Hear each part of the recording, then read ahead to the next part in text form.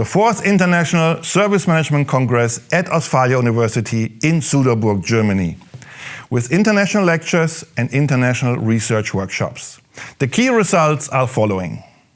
And the idea is that their processes also contain a potential situation and the influence on the decisions. So it's not that I have one flow, one way, one course of action, what may I do, but like different steps and different ways to go.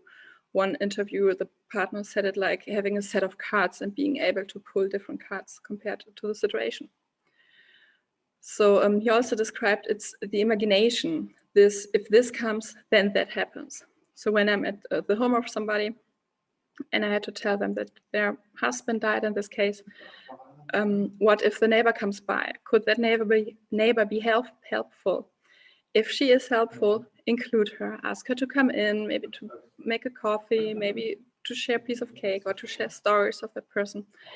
If the neighbor comes around and she's not helpful because maybe she just saw that something went on and she just wanted to come over to look what is happening, but not because the two neighbors maybe have a friendly relationship, but then give her something to do, maybe send her to the street and tell her to watch for an ambulance or for a grandchild to come over or someone else arriving.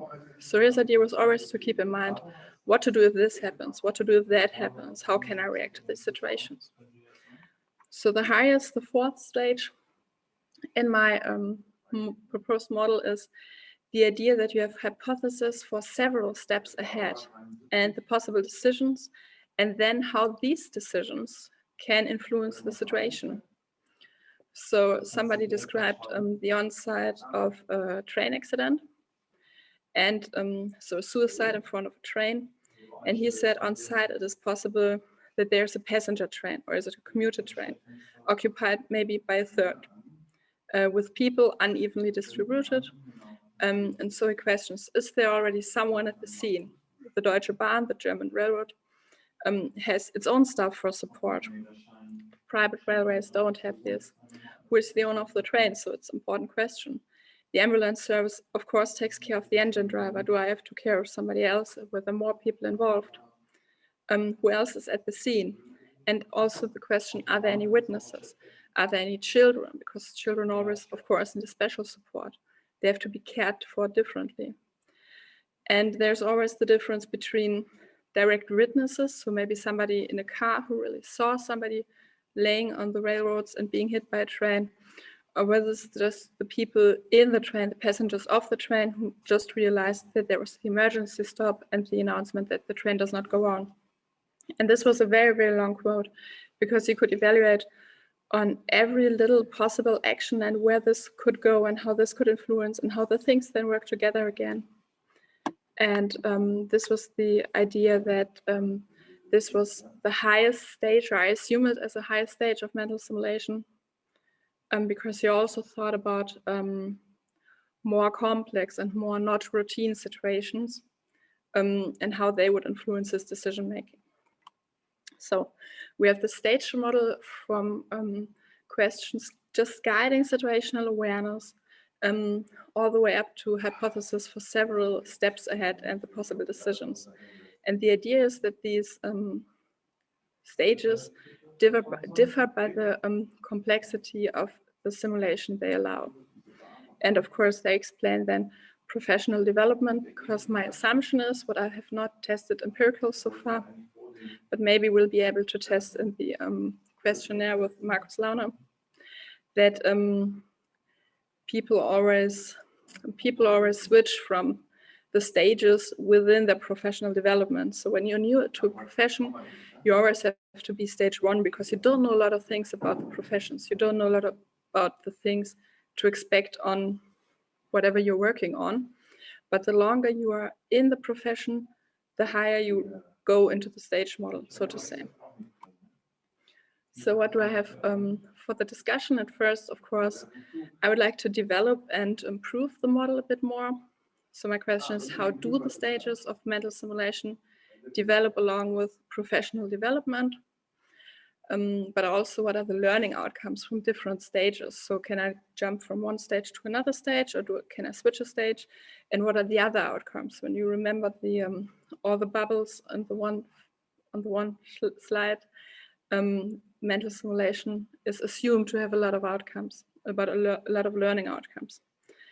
And also, what is the contribution from the different stages to the development of intuition? Because this is then my main focus. The limitations of the studies are, of course, that is small sample size and only self-descriptive of performance quality, and that there would be the need of replication through other measures of intuitive decision-making. For example, you can use rings for skin conductance analysis, or maybe eye tracking methods, or every other method you could think of to objectively measure intuition. We also have, of course, a publication. This is me, my colleague, and my PhD supervisor in the Handbook of Intuition Research as Practice by Martha Sinclair. And the title here is also the contribution of mental simulation to the development of intuition.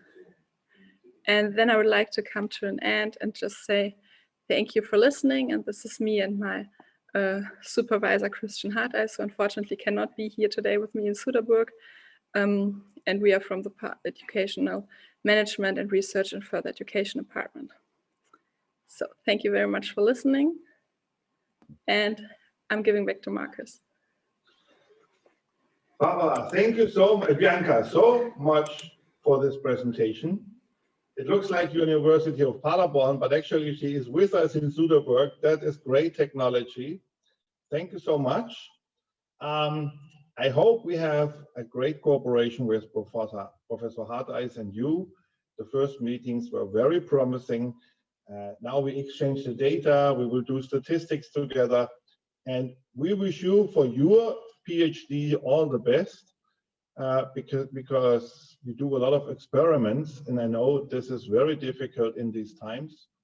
So you need to switch your PhD a little bit more to electronic, and I hope the whole university and your doctoral father is supporting you. All goes fine, and we hope we will further research together.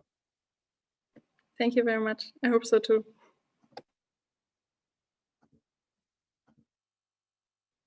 We now have another speaker from Germany talking in English.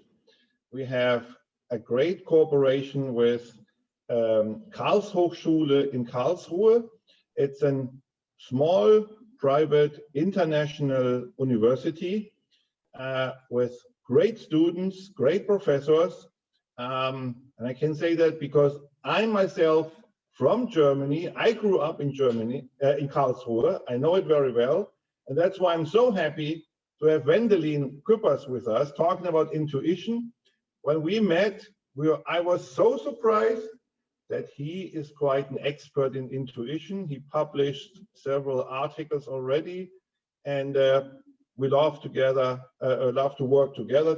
And it's a great pleasure to have you here today. And Wendelin, the floor is yours, and thank you very much for being with us from Karlsruhe. Thank you, Marcus, for inviting me. Can you hear me? Well, yeah. Can you hear me? Yeah? No? I can hear you. Yeah, you can hear me? Okay, thanks, Bianca. Actually, many thanks, Bianca Steffen, for this excellent presentation. I really was inspired by you, because this simulation, model is really interesting. And perhaps, Marcus, we can have a brief discussion about, because I have a question which then links into my presentation, and this would give also some feedback to Bianca Steffen. Is it all right? Do we have time for that? Marcus cannot hear me. Yeah. Yes, I think he said yes. Yeah. Okay, because I found this very, very fascinating, to use this crisis response work as an example of how to develop, intuition, and because you also, outlined a lot of elements of the intuition, which are also I would like to emphasize, and I link it then more to the problem of bringing this into the digital world. That's another challenge for you also to consider, and how far you also workers in the kind of crisis response work can perhaps use also digital media for their development. But my question to you would be, why a linear stage model? For me, intuition is never be linearized and not ever been in a staged one-to-one model. Of course, in terms of a PhD project, it's helpful to have this professional development in these stages, but perhaps, the stage model could be a problem because you cannot capture intuition in a linear sequence. You know what I mean? So why not developing a more cyclic model? Yeah, thank you very much for the question. Of course, I would totally agree that intuition is not a linear process. The stage model comes from these first 11 interviews, and the idea was to not to put intuition into different stages, but to put mental simulation into different stages and then look at intuition as an outcome. But of course, I would also have to focus on that when I'm talking about what is a complex situation, that of course is for a novice something very different than for an expert. So these are also things that would have to be considered when I keep on developing that model. But I think it's a first step of distinguishing different things I felt were in the interviews. Yes. And it makes sense to differentiate, but intuition, in my understanding, is never an outcome of a linear process. Whatever you do linear, and that's a problem of digitalization, actually, because of algorithmic sequencing, there's a structural systematic problem if we want to see intuition as an outcome of a linearized, sequenced process. This is a problem of digital technology and functional representational models, which try to capture intuition in such a way. Yeah, you will miss that. Intuitive processes are never an outcome of linearity. But for professional development, it makes sense, and to differentiate, I understand that. But further research, perhaps as an implication for further research, you might, mention the need for extending also for the professional development model beyond linear sequencing. Yeah, thank you very much for your thoughts on that. I would again totally agree that there are also many different things leading to intuition.